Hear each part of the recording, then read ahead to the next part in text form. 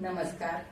प्रेमिलास रेसिपीमध्ये तुमचं सर्वांचं खूप खूप खूप स्वागत. आज आपण प्रेमिलास रेसिपीमध्ये गाईच्या चिकाच्या दुधापासून छान असा जाळीदार मऊ लुसलुशीत खरवस तयार करतोय.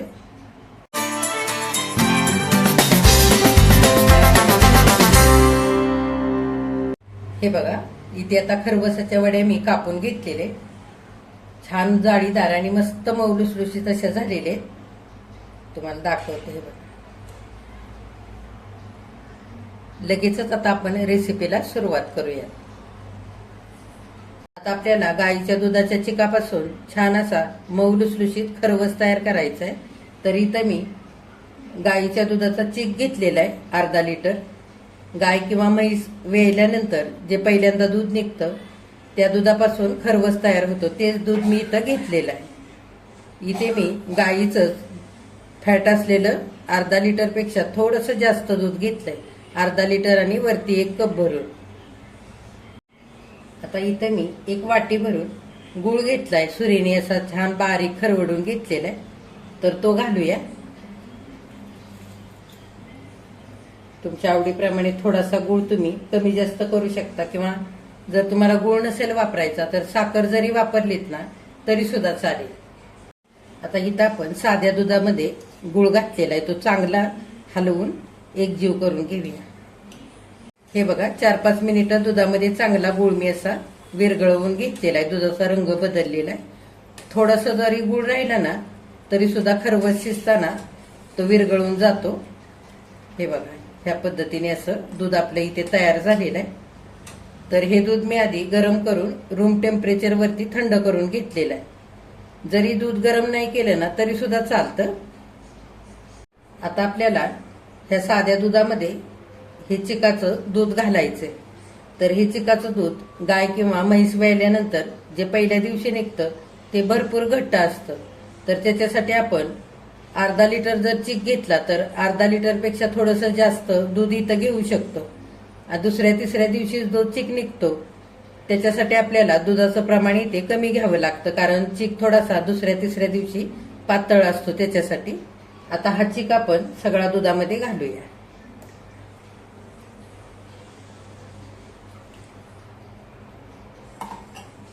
आणि चांगलं एकदा हलवून घेऊया. आता इथं मी 3 वेलची सोलून घेतली आणि अर्धा चमचा साखर घालून असं बारीक वाटून घेतलंय. ही वेलची पावडर घालूया. आता वरून आपण थोडंसं जायफळ किसून घालूया. जायफळ आणि वेलची पावडर थोडीशी खरवस करताना घातली की खरवस चवीला खूप छान लागतो आणि सुगंधही मस्त येतो. आता वेलची पावडर आणि जायफळ घातलेलं आपण चांगलं दुधामध्ये मिसळून घेऊया.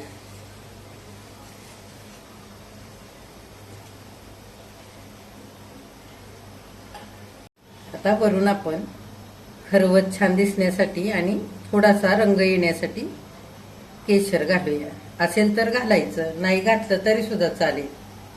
आता खरवस शिजवून घ्यायचंय. तर इथं मी कढईमध्ये 1 तांब्याभर पाणी आधीच उकळण्यासाठी ठेवलं होतं आणि आतमध्ये छोटीशी 1 रिंग ठेवलेली, जेणेकरून आपण खरवसाचं भांडं ठेवल्यानंतर कढईच्या तळाशी चिकटू नये म्हणून. आता आपण हे खरवसाचं भांडं जाळीवरती ठेवूया. आता खरवसाच्या डब्यावरती झाकण घालायचंय आणि त्याच्यावरून झाकण पुन्हा घालायचंय, म्हणजे वरती घातलेल्या झाकणाचं पाणी खरवसाच्या डब्यामध्ये पडणार नाही. त्याच्यासाठी गॅस मध्यम करायचा आणि 20 ते 25 मिनिटं छान असा खरवस शिजवून घ्यायचा. आता 25 मिनिटं झालेले खरवस आपण शिजण्यासाठी ठेवलं होतं. झाकण उघडून बघूया.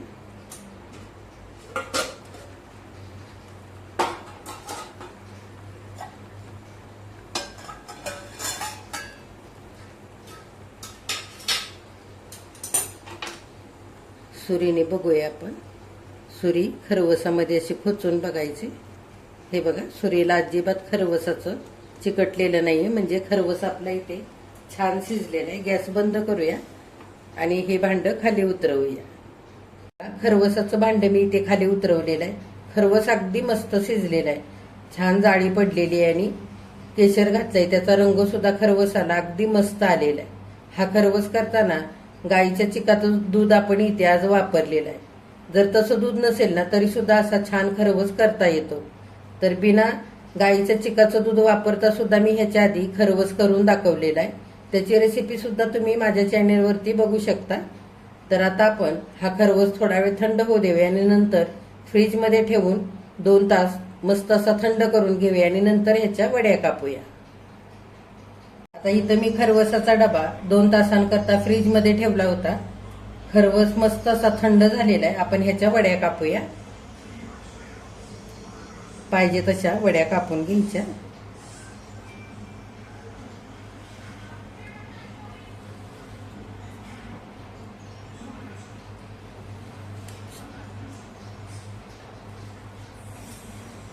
आता आपण वड्या काढून घेऊया. हे बघा, अगदी मस्त अशी खरवसाची वडी आपली इथे तयार झालेली आहे. हे बघा, गाईच्या चिकाच्या दुधाचा वापर करून केलेला खरवस इथे करून तयार झालेला आहे खाण्यासाठी. किती मस्त झालाय बघा, जाळीदार आणि मस्त मऊ लुसलुशीत असा हा करून तयार झालेला आहे. खरवस करताना आपण गुळाचा वापर केलेला असल्यामुळे अगदी चवीला मस्त झालेला आहे. तर तुम्ही सुद्धा असा खरवस नक्की करून बघा. तुम्ही केल्यानंतर कमेंट करायला अजिबात विसरू नका. आजची रेसिपी आवडल्यास एक लाईक सुद्धा करा आणि जे कोणी आता माझ्या रेसिपीज नव्याने बघत आहेत त्यांनी माझ्या चॅनेलला जरूर सबस्क्राईब सुद्धा करा.